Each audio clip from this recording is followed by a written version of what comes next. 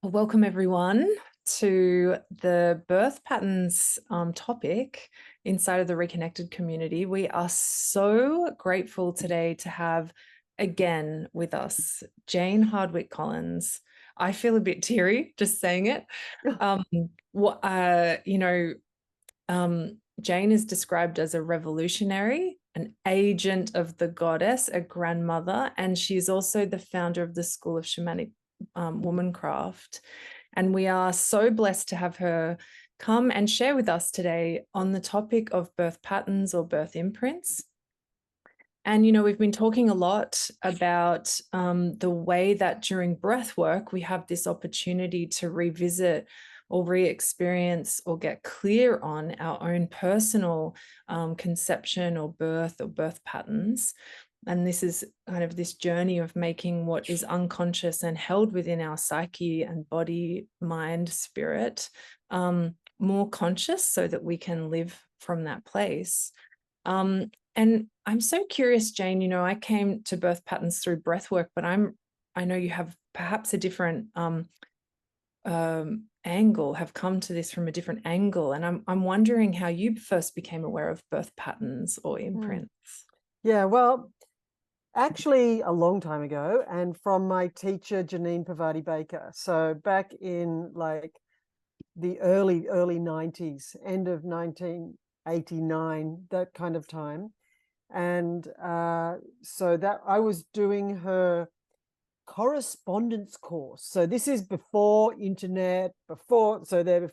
Via snail By mail? mail. Yeah. Love that.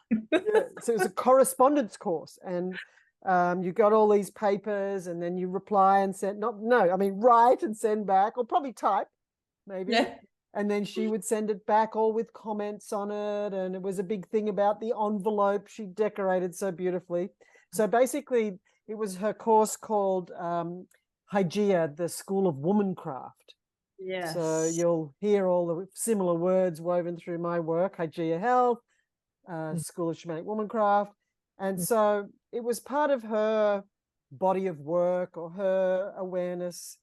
And so that's when I learned it. And then I had my most incredible lived experience of my birth imprint after that, when I knew what to notice. You know what I mean? So prior to me having this experience, my husband Paul and our baby at the time, who was about, I don't know, 1 and a bit or not even, we went on a holiday to Fiji. And we were having a walk around the island we were on. And I came and I was already thinking about, I'd already become aware of my birth imprint and the impact and blah, blah, blah. But this beautiful walk around the island, it was so nice, like paradise. And then I get to the point in my birth imprint, which is the middle third of my birth imprint, is when shit gets real and chaos reigns. And so I had this experience of this beautiful walking around the island in paradise where everything just went to shit. And I was able to see, here is that point in my labor when this is what happened. So basically, the birth imprint helped me stop ignoring what was going on. That was just what I had assumed was just an example of how fucked up I was, that I could only do something for so long and then couldn't go on or whatever. So that was when I first learned about it. And that then set me off in my exploration about rites of passage, because birth is a rite of passage, and our first. And I learned from understanding birth impact, the birth imprint impact, the pattern of our birth, to go deeper into all the other rites of passage. So it was a huge experience then. And then I incorporated it into all of my work, but I experienced it totally next level when I experienced it in terms of the impact of our birth imprint. When I started the School of Shamanic Womancraft, which was actually called the School of Shamanic Midwifery back then. And so in 2008, the virgin journey, as we called the women who signed up for this mysterious women's mystery school year-long immersion.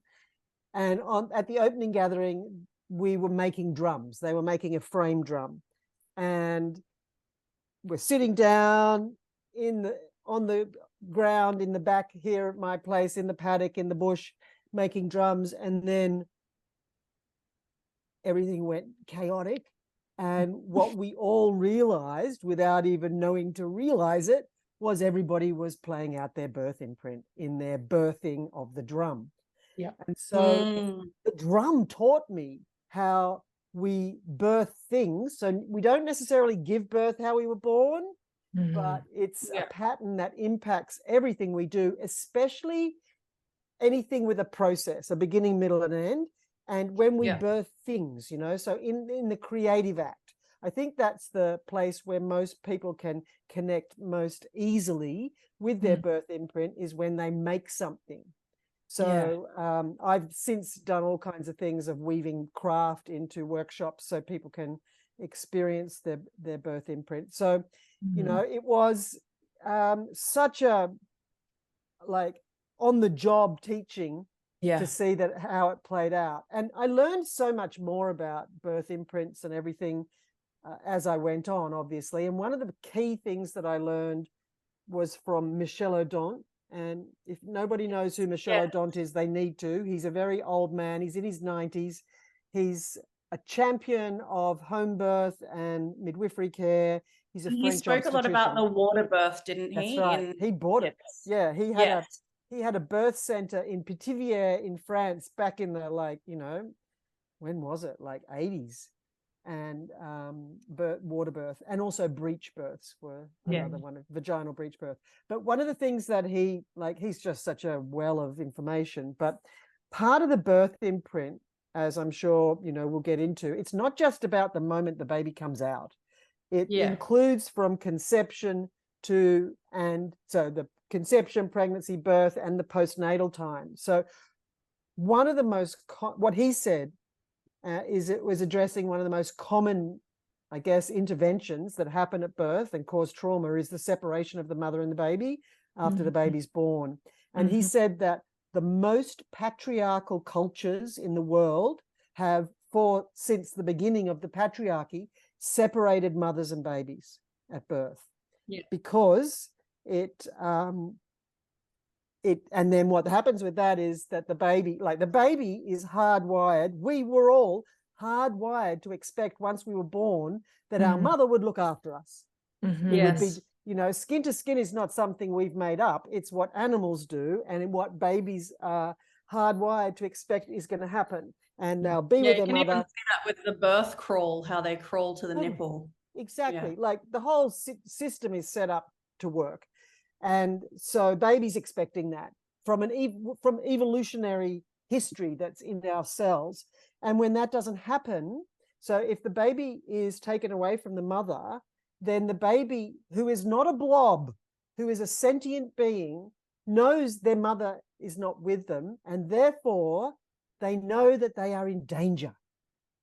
Not anything else, but danger. It's really significant. And so then what that turns out to be is a bit of a imprint of abandonment. Where was my mother? There's no judgment here about who did what or whatever. But as Michel Odent said, in patriarchal cultures, it's been one of the practices that's been done over and over and over for all kinds of ridiculous reasons, including baptism before the mother touches the baby, etc. And, what sits underneath that is that with an imprint of abandonment and danger, then everybody is fearful, and, you can easily control. But you can control people and influence people much easier if they've been abandoned by their mother. They're operating on fear and danger.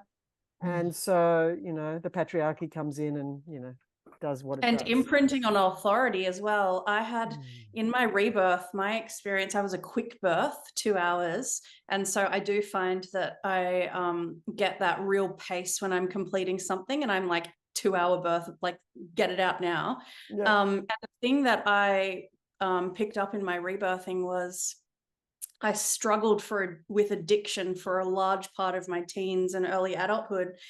And I couldn't really piece together why. And in my rebirthing session, I came to the awareness that I was cut really violently from my cord. And so when I came out, I was in this blissful state. I was born naturally, came out in this bliss state, and then my cord was cut violently. And my first feeling was rage at, why the hell did you just do that to me? And then how can I get back that bliss again? How can I get back that, you know, connection? And it was just so intriguing to me, because I'd just been told so much. You had a normal birth. It was totally normal. Nothing went down. Everything was fine. And it wasn't until I actually accessed my own nervous system that I found that imprint that had come in. Incredible, right? You know, Yeah. so it's really important for everybody to know all those kind of details, although you can pretty much guess too. Yeah. There's one I just wanted to say also, that I think that it's not appropriate to tell children what their birth imprint is as a way of like creating an expectation of how they're going to behave. Yeah. You know, like, oh, you're an induction, so you're never going to be able to start anything. Or Oh, wow. No. No. So in my experience working with this stuff, Mm. because, you know, I work with women who are older with older children a lot as well. And I really like say that I don't think it's appropriate to even bring it into the conversation until they start asking and are old enough to understand what the implications are. Yeah.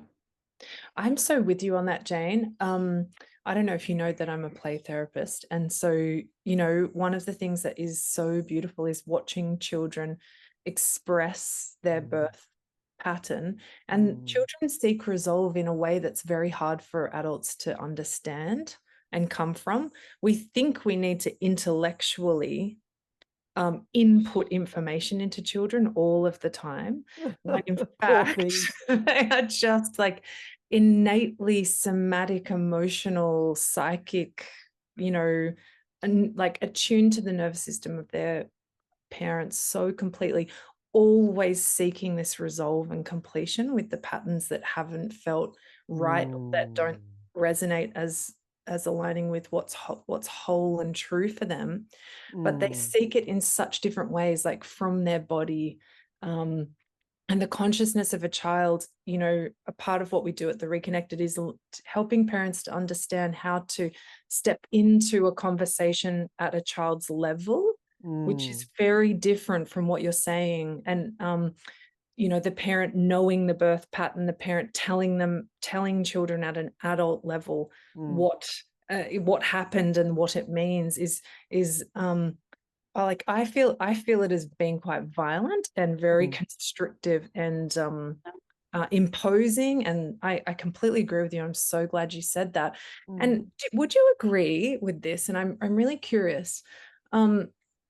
I think it mirrors somewhat of our experience with birth patterns. Often we first come to this information on an intellectual level. We hear it as an idea. And I'm curious for you, but when we land in it and get it at a deeper level, like when you said you were in Fiji and everything went to shit, it's like when we're experiencing our birth pattern from a more embodied way, then we have a much better sense of the level on which we received these imprints. Totally. Because I reckon it's not from the intellect at all. It's not even involved. Absolutely. So, you know, it's part of the process of how children learn, you know, it's called imprinting. So from in utero till 7, children just learn by what the people around them do. They just take it in. They don't question it. So if their primary caregivers, mum, dad, whoever else, if they do something this way, then that's the way to do it. You know, no questions until they get after 7 or so, and then they start like, what? And then after 14, a bit like, are you kidding? And then the big separation. But the thing about, like, I want to just reach a book. Let me just reach a book. Yeah, great. I love this conversation because people get so, like, the topic is quite triggering because obviously we are a society that is just a never-ending onslaught of birth trauma. And a lot of people are really upset at the idea that they have possibly handed over their power in a way that's going to be an absolute for their child, like as if like that's the only thing that their child is going to experience now. And so it's great to have this conversation because I want people to open up to the possibility that the awareness and the perspective shift is actually extremely freeing for them. Oh, totally. You know, like there's a wonderful saying, awareness is curative. You know, so once you're aware of something, then you can't be unaware of it. And then, like, you know, everything starts to unravel or unfold. And there's ways, like you said, Eleanor, to work with children with their birth imprint. It's not like we're keeping it from them like a secret. It's like this book, it's called Being Born, and it's written by a kinesiologist from Australia. It's not available in print anymore, but you can buy the ebook. And so what she's done here is go through all the different ways of being born, not every way, but, you know, and how the birth affects your learning, your performance, your lifestyle, and your relationships. So there's a chapter on each of the things, and sometimes you need more than one chapter to get the story. So if it was an induction and a cesarean, that's 2 combos, or mother sick and cesarean, or premature and like all the things, premature and forceps or whatever. But there's a chapter and then there's a summary. And it's the most helpful stuff for parents with their children, especially that, you know, like I think one thing that happens with parenting is we assume that the children are all going to be the same, you know, like you get parenting down, like sucked in. Everybody is completely different, right? And one of the major differences is how they're born. So this can be a wonderful resource. So you might want to share that with your people. And the other thing I actually read that book when I was pregnant with my first son, and I love that you shared it because I've always looked for it and never found it. I could never find it again. It's a great one. It's an ebook, I was going to say the same. A friend of mine used to carry it around in a basket and bring it to moms groups, and I could never find a copy. Great. Okay, we'll get an ebook and print it out or whatever. That's the easiest thing. But in terms of just to bring another concept to this idea of don't tell your children, you are this, you know, the opposite is often happening in the wounded way, you know, you put me through so much pain or whatever, like that is such a burden for a child, or I nearly died, or blah, blah, blah. And the point behind this is that every word is a spell. So you tell your child, you take so long to do everything, you know, your birth took 3 days or whatever.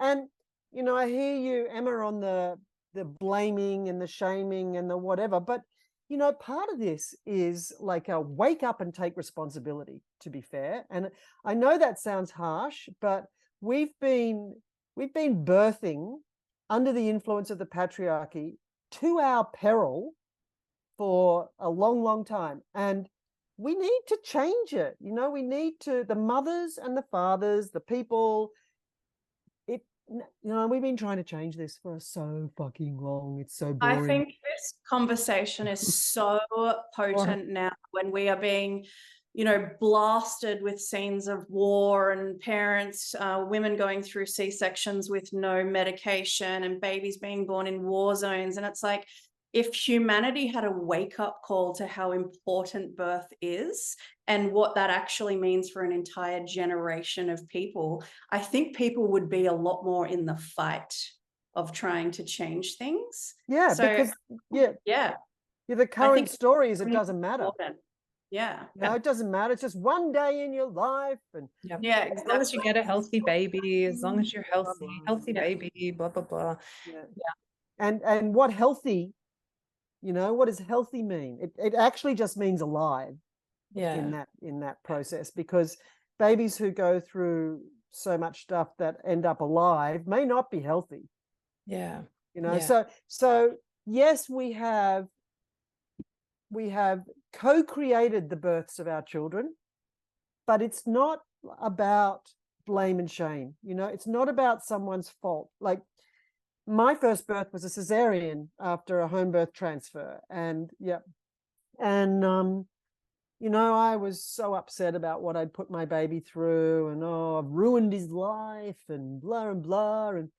And as I mean, the experience for me was huge. It set me off on this whole journey of understanding the impact and importance of birth and the shamanic dimensions and all of that. But for him, like, it didn't change how to look after him, you know. So I was still doing all the newborn things and increasing the skin to skin, increasing the contact and all of that, and just caring for him.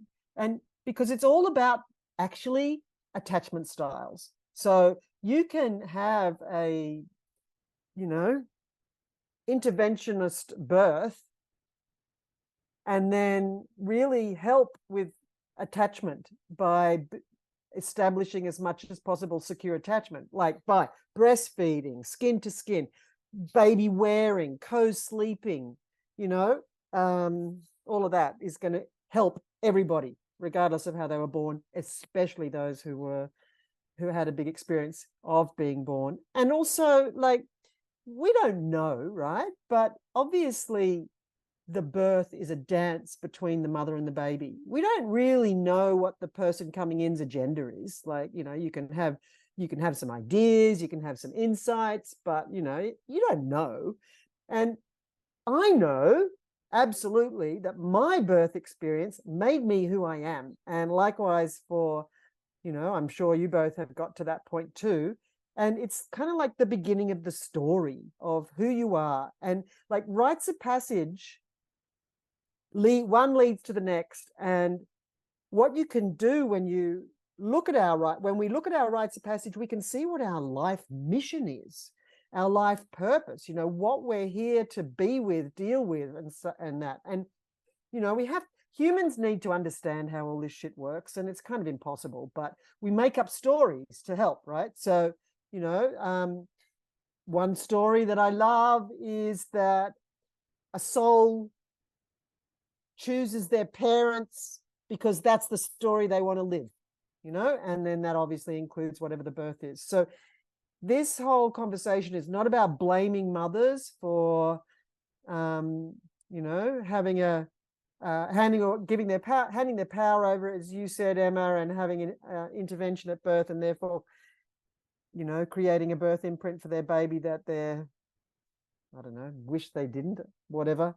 So we got to get over this is part of the problem. We live in a culture, the cult of the expert, which also has at its heart blaming and shaming. And the healing for the blaming and shaming, like to stop doing that, is to take responsibility. Yeah. So, you know, this is step one. This may well be step one in taking responsibility. Realize the impact of your birth. Don't blame your mother. It's useless, actually. And then don't take the blame for your children's births in the way that, you know, that it was a total fuck up, but rather it was the journey you had as mum to teach you what you needed to learn to be the mother of this baby. You know, we don't just birth a baby, we birth the mother the baby's come for. So this is not an opportunity to wallow. Wallow and confirm how bad you are, you know? Yeah. I was going to say it's an opportunity to be really curious about what's happening for you and your child. And when you see things that are like a regular played out pattern, it's like it's a real opportunity to be curious instead of shaming and thinking that it's an absolute. And we always get really clear on drawing the link between responsibility, which sometimes weirdly people turn into victim shaming, like it's weird.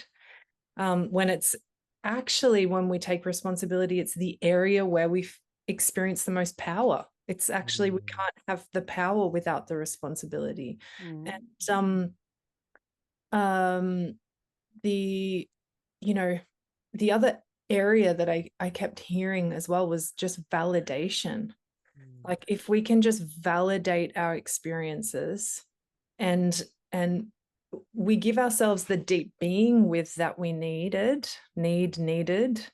And we do have it within ourselves to give ourselves as adults those things, especially. And we do have it within ourselves to give it to our children, regardless of what age they are. And so it's like, only where we can't take that responsibility, we can't step into the curative, like awareness is curative, the curative state that's going to actually make a difference. And for me, I mean, I had a cesarean and then a VBAC and then 2 home births.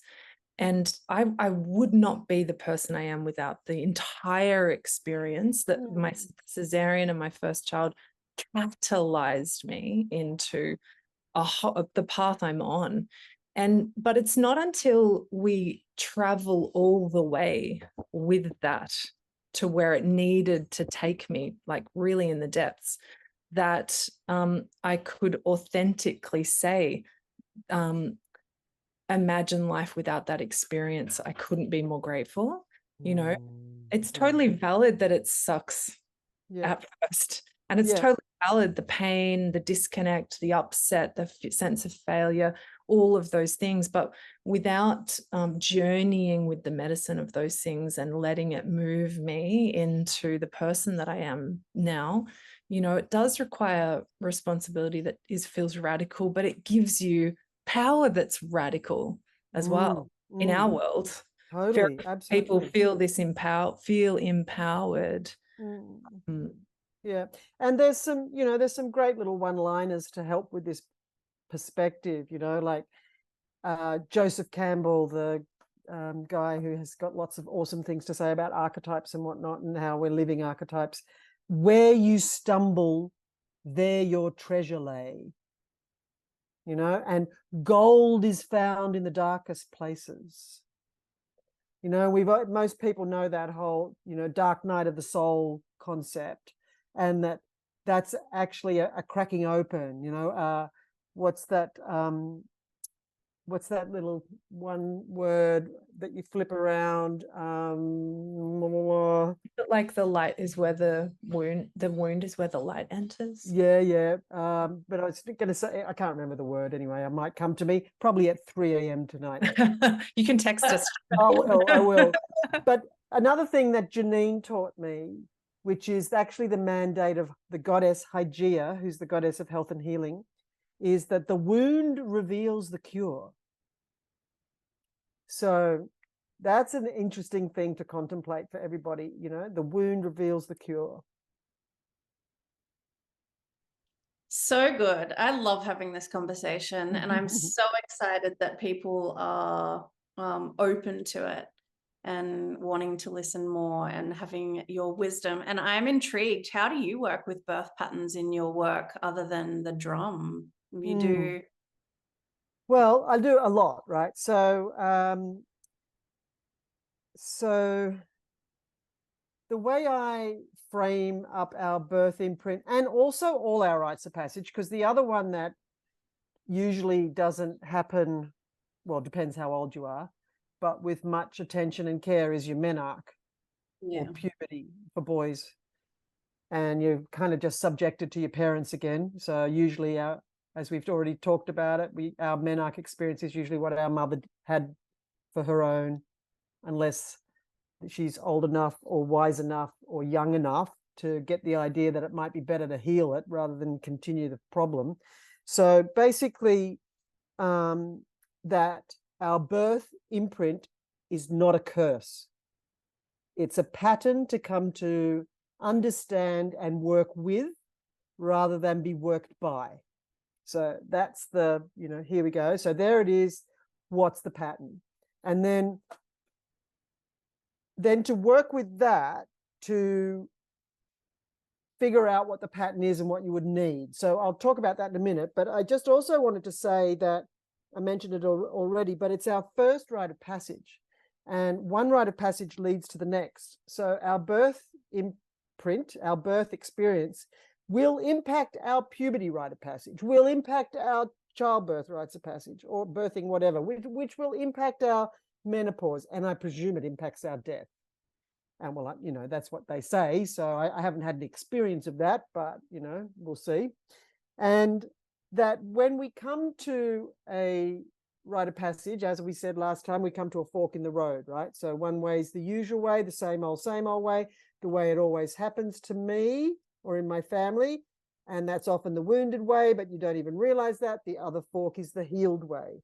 But to even know there's a healed way, you have to realize you're on the wounded way and then do the inner work that bridges the two. So the other part to this story is that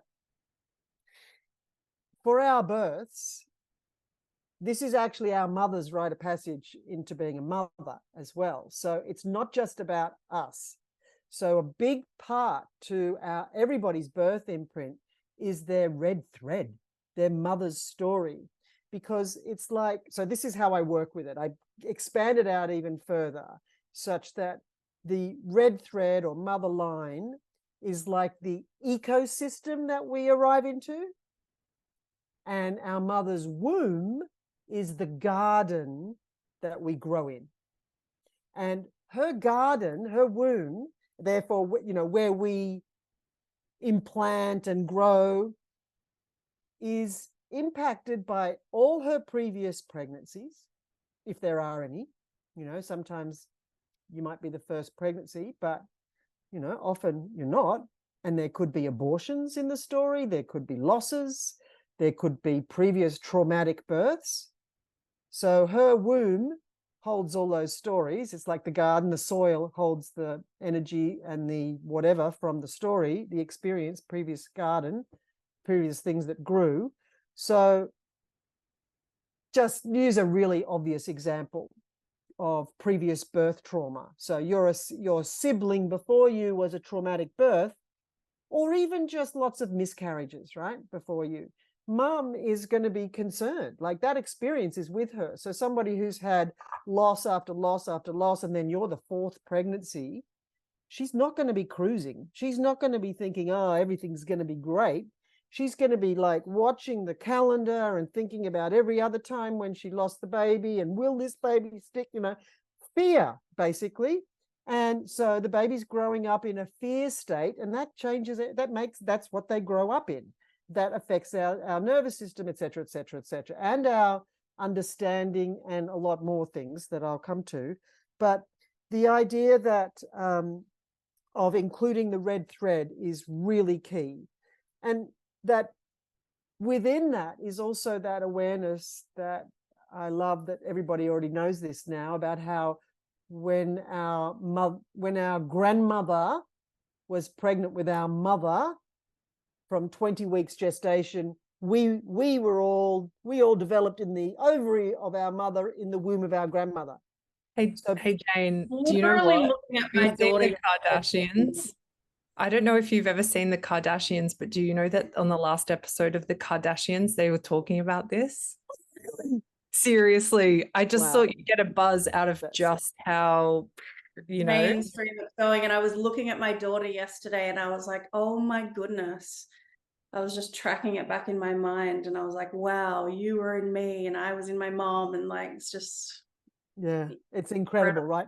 And another like obvious way we get influenced, you know? And so we were basically all in our mother's bodies until we were born. And that probably a long time, absorbing, being impacted by everything that's going on for her. So our birth imprint, exactly. Our birth imprint includes that's the prequel, you know?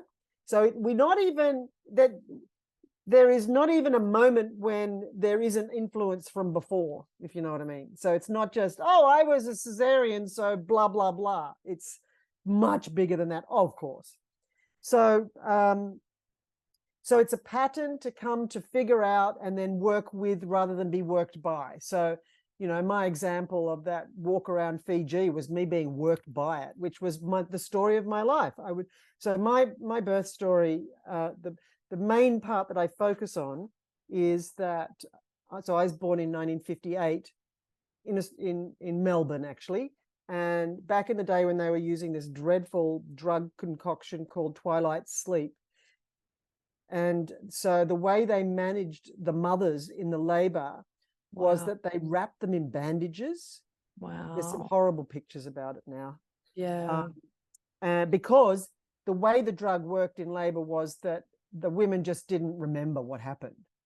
So they would throw themselves around. So that's why they had to wrap them up in bandages so that they wouldn't bruise, basically. And they never remembered it, so they couldn't report it to their, what happened, blah, blah, blah. So how that, and actually, apparently, that drug and what happened is a big reason behind when dads started coming to labor wards to protect the women. Anyway, back to my birth story. Wow. So mum had this twilight sleep in what ended up being the middle third of her labor. So she went into labor. She went to this, it was a birth house, she said. Well, it's not going to be a birth center if they're administering these kind of drugs. It's going to be like a little hospital. And so she labored for whatever. Obviously, dads weren't there in those years. And then she had this drug and she was out of it, knocked out for what ended up being the middle third of the whole thing. And then she said, and then I woke up, I got my second wind and I pushed the baby out. So the way that influences me is when I get to the beginning of the middle third of whatever I'm doing, like walking around the island on Fiji, it's like, oh, I can't do this anymore. I can't be bothered. Usually the way it shows up is I can't be bothered anymore. I can't be bothered. I don't even know why I'm bothering. This isn't even important. What, blah, blah, blah. And I just struggle like mad to keep going and end up creating chaos, which is probably what she was experiencing if she would have been able to remember. And then, so when I'm not working with it, then I experience this middle third of whatever in this horrible experience. If I work with it, then I just go, here we go.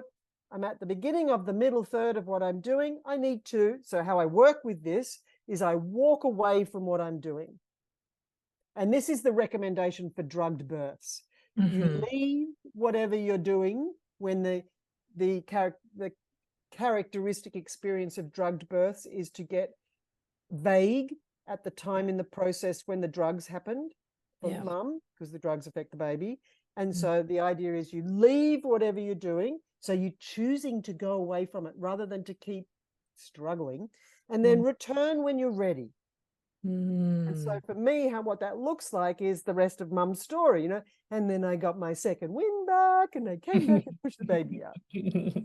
So that's how I work with it. But that's the labor and the birth. But then, me, like everybody else around that time, I was also separated from my mother and had all kinds of ridiculous stuff happen, as they thought was, we would have been washed in with Pfizer hex to sterilize us and like fucked up stuff. Slapped on the bum and all that, hung upside down, etc., etc. So, the object, I think, of this process is to figure out what the main things are and how you can work with it rather than be worked by it. So that and to honor birth as our teacher. This is like what you said, Eleanor. If not for that experience, I wouldn't be who I am. So with having the respect of birth being a teacher is like a great thing.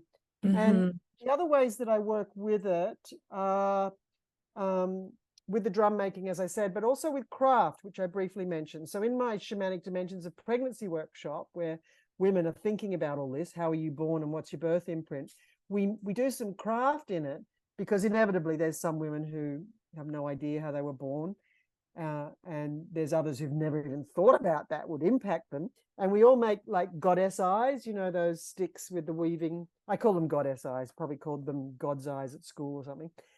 And it's really obvious for everybody to go, oh my God, it's this thing that always happens, like struggling, can't start stuff, don't get the information clear, all the things. So with craft, and also just with this whole idea of understanding ourselves is how I work with it in what we've already been talking about. But also, like, rites of passage create culture, right? on the inside by the mindset that it creates, the beliefs, attitudes, and fears, and on the outside because so many people have the same experiences, so everybody's going along with the same fears, basically. And so there are generations and generations of people who have been subject to extreme births, like, well, at least separation. So generations and generations of people who've been separated from their mothers, who are working on from a fear-based mindset and abandonment. So like the situation in the world, the people in power now, the people who are making decisions, they would not have had good births. No way. And they would not be thinking about their birth imprint. They'll just be playing it out all the time. And it'll have a lot of fear in it and a lot of abandonment and, even like betrayal and stuff. Yeah. So like it's Victimization. all of that. Yeah. Yeah. And look at where we are, like, Mhm. so that's another way to work with all of this is to understand how it does create culture and therefore how we can hack the culture by improving it or working with it. Yes. And I feel so excited. I don't think I've ever really looked at the collective impact. And I hadn't really tuned into that really bigger picture. But one of the things that has been happening over the past year for me, I've always run retreats, and one of the breath work that I practice is a very gentle parasympathetic style, and most often the experience is very subtle, gentle, restorative. And this year, people have been regressing to the full body memory of their birth. And it's the first time I've ever seen it in my entire career. And I've been doing this for 20 years. And I talked to my teacher about it. And she said she's seen it once in the 90s, when she was in Russia, when they were experiencing a change of government. There was a particular retreat where most people regress to the full body memory of their birth. And when that happens, people get their imprint like this. Like they just get it. And they have the level of self-awareness that can happen for someone is really great, really quite quickly. And I felt like, this past 4 years has felt like a bit of a dark night of the soul collectively, especially also it's felt like there's been a lot of opportunity and a lot of I don't know, there's been a lot of hope. Do you remember in COVID when we were all hoping like, oh, there's going to be a new normal, but also, births were birthing women were terribly mistreated all throughout COVID isolation, going to a whole new level. It was like everything amplified as well. And I often think, it's just the retreats, it's the intensive personal work that I've done with people since post-COVID has had this depth to it that I've never experienced before that excites me a lot. And I feel like I just got a bit of a piece of the puzzle, Jane, when you talked about the collective. Awesome. Because Great. I can see that within the context of the collective, but I hadn't really tuned into the collective pain. Yeah, totally. And remember that collective pain body that Eckhart Tolle talks about. So it's a real thing, the collective pain body.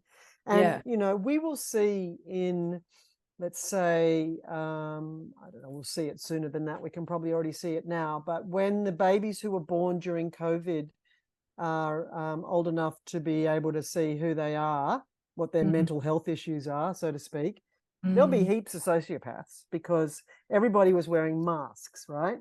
And so part of a baby's growing up and learning and imprinting is looking at their mother's, the micro movements on everybody's faces to determine the effect they're having and on them and what's going on. So with nothing here, just the eyes, these babies didn't learn how to take cues from facial expressions. And, in the mental health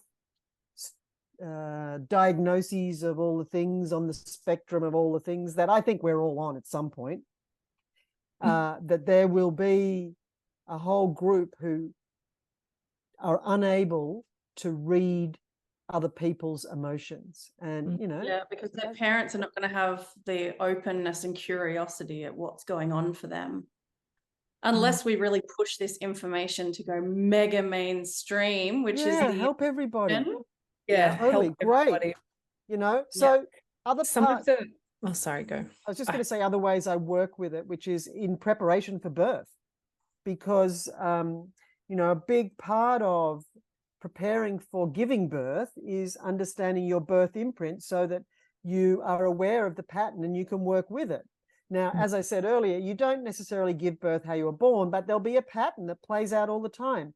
And so in preparation for childbirth, it's a really important piece, as well as understanding your childhood trauma you went through that created your default behaviors, and then your menarche and all the thing, because that's the big part here, is that none of this is in isolation. It's all connected.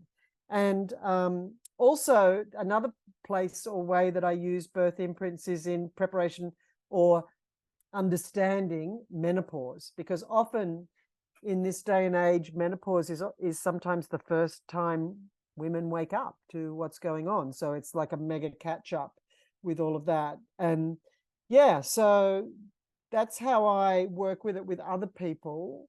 And with myself, it's just an ongoing every moment practice. Here I am again, middle chapter. Walk away. I love it. Yeah. I'm so curious what you notice for people, Jane, when they do start to work consciously with their birth imprint. What changes for people? Totally. Well, this whole awareness piece, you know, and what I think happens is self-awareness, which is key to everything in life, you know, like a kind of a waking up, a stepping into the next level of consciousness where you can actually have witness perspective. So if we understand that so what my experience is with people, if they understand what their birth imprint is, then they can actually elevate into a witness perspective where they notice what they're thinking rather than they're just thinking, and they notice what they're saying and they notice what they're doing. So I feel it can invite the witness perspective, and then the next level of self-awareness, and therefore choice, walk away, whatever. And the biggest part, I think, is self-compassion. You know, like, you're not fucked up, you're living your birth imprint and everything else. So I think it's also really important that we don't just say it's all the birth imprint, because it won't be. There's so many other parts to it, but it really does like elevate the relevance of birth and how birth really does matter. So if you're going into birth unconsciously, like, we know what's going to happen. I don't mean unconsciously as in unconscious. I mean without consciousness, then you know, you'll be subject to whatever's going on in that institution, actually, which we know will, you know, what is it? 1 in 3 women have birth trauma. So you're probably going to be one of them. But the biggest thing that I think it gives or enables or heads us toward is self-mastery. Yeah. Yep. Mega piece, isn't it? Absolutely feeling you. And therefore more freedom, you know? So there's so much more, obviously. So our conception is the biggest first thing, right? It's the big bang that created us. We received. Yeah, you know, so conception, I break it right down. So you got your red thread influences, which you have, whether you want them or not. You can work with them, but, you know, they're there. Then the conception plays out in how we get ideas. The pregnancy story, and that is not to be left out, because, you know, whatever the mother experienced in pregnancy, the baby did, blah, blah, blah. The story of our pregnancy plays out in how we bring those ideas to life. the birth plays out in how we finish things, because the pregnancy is the making of it. The birth plays out in how we finish things, and the postnatal experience plays out in how we look after those things we finish. And once you go through that with somebody, they're like, you know, like, I was planned and wanted. Ideas come to me easily. People who are IVF, who were part of an infertility story, it's not like that. People who were not wanted, you know, that's a whole new story, and not a good place to start from. It's really cool, Jane, because like I always say, I'm an ideas person. I'm just like the ideas person. I'm just like ideas. But my experience from that I've tracked for myself is that the conception itself felt like a great idea. And then I landed kind of I had some kind of awareness around the limitation of the physical realm. My spiritual self had this awareness of the physical realm, and I was angry straight away, but not a little bit angry, like furious. Is that connected to your mother's darn you, experience? God, darn you. I never wanted to be here. I don't want to be here. And then my in utero experience is like, I got very stubborn and refused to enjoy myself. Turned my back to the world, to myself, made just this commitment to completely not enjoying myself. And it's like the way that plays out for me is like, I'm like, yes, damn it, now I have to do the thing. Damn it. Why do I have to do the thing? You know? What was your mother's experience of the pregnancy of you? I think long, hard, and also she had to work a lot. She had to do a lot of things. Like she was the main financial provider, you know, it was a slog, I think. Yeah. So maybe that anger, that was what she was feeling. I think so. Yeah. It was But very this is huge, you know, and it's not a new concept either. There's so much out there about the main thing communities should do is keep their pregnant mothers calm. If we were going to do one thing, loved, cared for, nurtured, seriously, a priority. Yeah. Because they're creating the future by whatever they're experiencing, that baby is going to have, like what you just said, like whatever experience of whatever the mother had in the making of the whatever, you know. And so the other thing that's so common is this separation in the postnatal thing, and then about people just drop things and move on to the next thing without looking after what they've done. And then the birth, you know, like the birth is how you finish things. So finding out all of this stuff then gives you the clues. You break it all down, you figure out, like my story of the middle third, you know, how you could work with it. So for example, if somebody was separated from their mother, if they had a neonatal intensive care experience or whatever, and they were separated for days, and back in the day when they said, don't touch the newborn, oh, so stupid.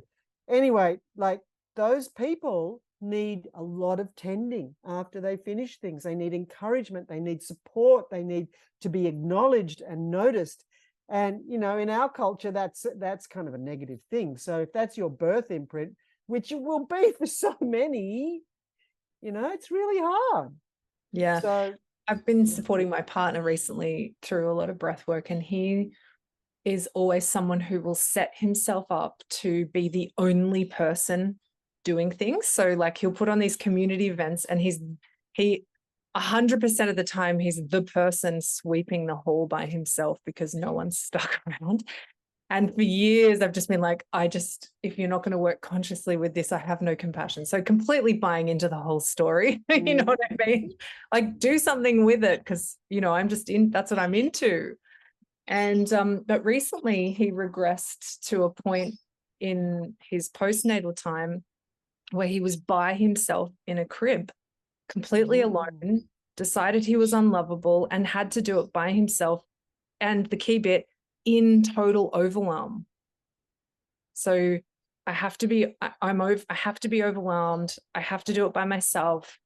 And I'm completely unlovable. So everyone rejects me while I'm in that space, you know? But what was beautiful, the happy ending to the story was over a number of sessions, what he claimed for himself was this awareness that whilst his mum and his sister weren't there with him, they were there. It was like his consciousness could zoom out and he found them psychically.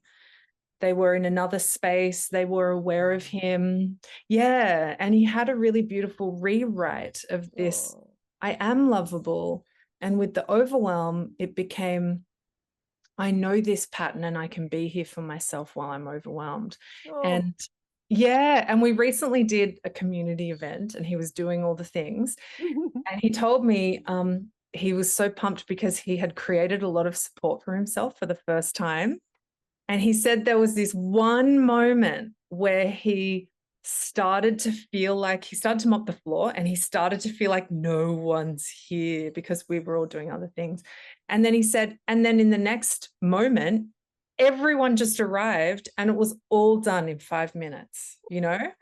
And it's just so beautiful. When I think about him, you know, he's a man in his 50s, you know, I can birth and for boys and, you know, all of the conditioning and everything, last baby, you know, rah, rah, rah, rah, rah. Well, that's great evidence. Isn't it? Yeah. And it's not too late either, right? Yes. And, you know, and pretty simple. It's just awareness and somehow you got to access it. So, and that, like, I just remembered something else about my birth imprint. I was born at 43 weeks. So, you know, this is back in the day when that kind of thing happened. But I know that my mother would have been like, hurry up, you lazy baby, or whatever. Come on. Yeah, and everybody else. Coming? Yeah, so I have so much stress about being late or not necessarily late on time. So, you know, like understanding where that comes from doesn't make it stop. Like, you know, I'll always try to be early as opposed to be late. But the stress I feel, that's what I can notice and go, oh, here we go. Here's my birth imprint playing out again. It's okay. So, you know, constantly having to be in that more than witness perspective. It's like it's the place where I'm actually soothing myself as well. Yeah. Is it something like this? We say this sometimes. Was there something you needed at the time that you didn't get that you could give yourself now? Beautiful. That's it. Perfect. Yeah. Yeah. And it's like this tending to the self, giving self exactly what the self needs. Yeah, absolutely. Touch, and there's power. So, you know, whatever. Yeah. And there's powerful portals in which to do that. So on our birthday is like, you know, there it is all lined up. Here it is right in that moment, blah, blah, blah. Even the time of birth, you know, often when I've had big gatherings and someone has a birthday, how are you born? What can we do? How can we use this as a healing opportunity? And I remember one in particular where it was a separation situation and them taken away from the baby taken away from the mother. And so we all gathered around her at the moment of her birth and like did the opposite to what she experienced, where everybody was there. It was huge for her. So amazing.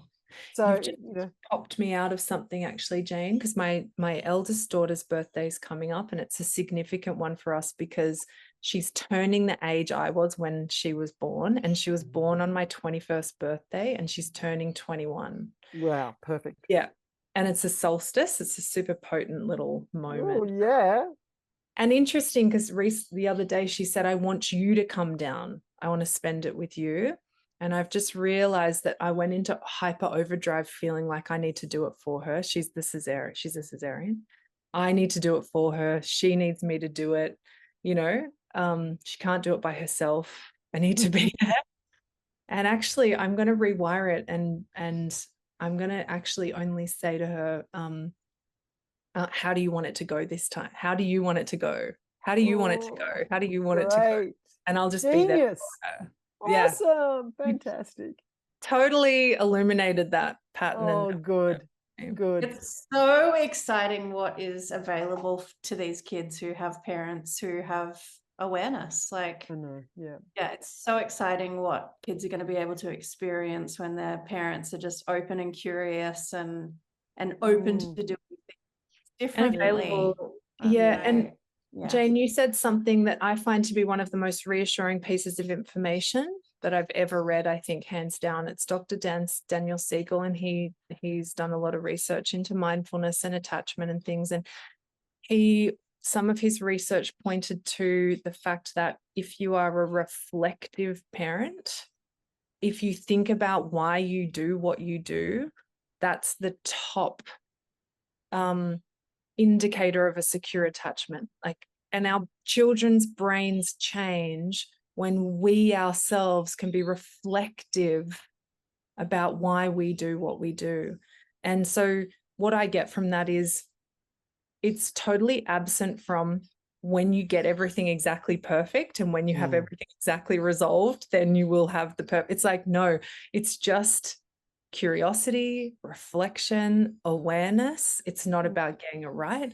It's not about fixing things or solving things or anything. It's just this place of pure it's an orientation to what's for you and how you are. Totally. And in parenting and pretty much everything, good enough is good enough. So, perfect doesn't exist, actually. There's no such thing. No. And I remembered that word that we flip around. Great. We can finish with that word. Let's do it. One more thing I wanted to share. Okay, great. Before that, but will we finish with that word? Or? No, I'll tell you that. No, okay. keep going. So breakdown. Breakdown. Breakthrough. Yes. That one, Breakdown to break through. So this other thing, two things. So controlled crying is a really not so good practice. Yes. And the guy who came up with it, Dr. Spock, on his deathbed, he said it was the worst thing he ever did. Yes, it is definitely a wound that I went back to when I was moving a lot through my rebirthing process, and the memory of being completely alone and having the door shut. And spontaneously in my session, I was able to hold myself again. So I got in the crib with myself and I was the little baby, and I got to pick myself up and be there and stroke my head and weep together, like actually cry together. And it was such a power moment, because I think my parents actually denied that they ever did it until I brought it up. And I was like, well, I did have a body memory of it. And they were like, oh, well, possibly it went down. It's what you did in those days. Okay. Yeah. Which is true, right? So there's generations of us who can't soothe ourselves, or are desperately trying to self-soothe with every possible whatever. Everything. And so going forward, everybody needs to know it's not a good idea. Yeah. My parents told me it was standard practice. I was born in 81, for the parents to have one last night away from the baby. So I got left in the hospital, and my parents were young, like in their early 20s, and they really did not want to leave me. But the nurses really push you to take one last night as a couple before you have the burden of a child on your relationship, or however it's painted, Yeah, exactly. Stupid. The other thing that I've noticed, and this is like, I can't check this out with anybody else, so it's just my personal experience, and that's like, an experiment of one is useless, but it's a story. And that is that there's another part to my birth imprint, and that is that my mother smoked all the way through her pregnancy. And there will be generations of people like me whose mothers smoked. They didn't even know it was a bad thing. This is back in the time when doctors were advertising smoking. I was born in 88, and there are many photos of me in beautiful little outfits being cradled by my dad with a cigarette in his mouth, or my grandparents. There's even my baptism photo. I'm wearing this silk gown with a big silk veil, and my grandparents and my father are standing there with cigarettes in their hands and their mouth. And it was totally normal. Like, I did it was witness to a rebirth of someone where the doctor themselves was smoking when they were born. Yeah. So born into, this is like a rural country hospital in Australia in the late 70s, where the doctors were smoking in the birthing suite to keep their nerves calm. Well, camel makes you healthy. I can't wait to hear what your experience. Well, what happened? So I've done a lot of research about how that affects the fetus, and it's not good. And one of the things is that it messes with your heart and your cardiovascular system, and can result in high blood pressure, which is my experience. So they've done not videos, what do you call it? Ultrasounds of mothers pregnant, have a cigarette and watch what the baby does. The baby reacts. Yeah. So, so that actually is probably much more significant for my process, my personal experience of life, than the middle third situation of my birth. Yeah. And the way that impacts me is that I don't know what's going to happen next, but it's probably going to be bad. Yes. Because, I'm, in those ultrasounds of mothers pregnant, the baby's heart rate goes up and starts to, exhibit like sympathetic nervous system response when the mother's thinking about having a cigarette. Yeah. And then when she has a cigarette, the oxygen levels are down. So growing and developing in a dangerous, toxic environment is huge, right? So then, and like, I'm not alone. There's generations of people who are expecting the worst thing to happen. Would you say, I've got the sense from what I've witnessed for people that it's like a hyper sense of survival, like, and not being able to, like, trapped, and survival being absolutely just like the need to survive. Whatever. First thing I do when I go anywhere is look for the way out. Yeah. And instead of thinking, oh, I'm paranoid, or validation, I've got a problem, that's the piece. But the really interesting piece is that the treatment for my high blood pressure, which is created from that, like, I don't have proof of that. There's not lots of studies about it, but I know your intuitive sense. Yeah, but the physical experience I have is of this.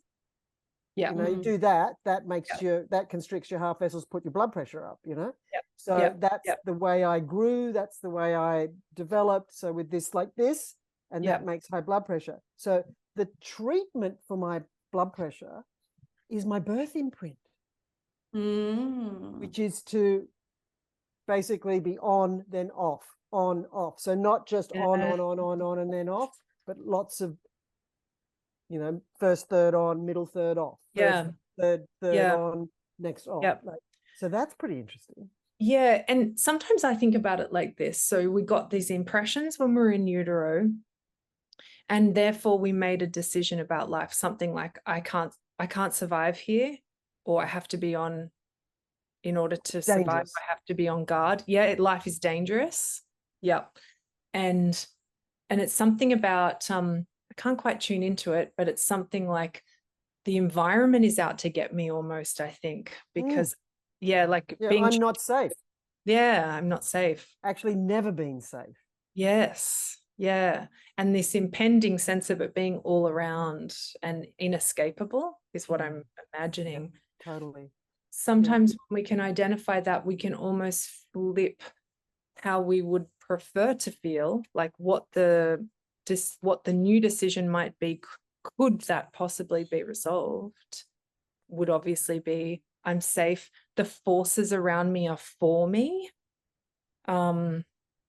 Something about vitality or life, the environment.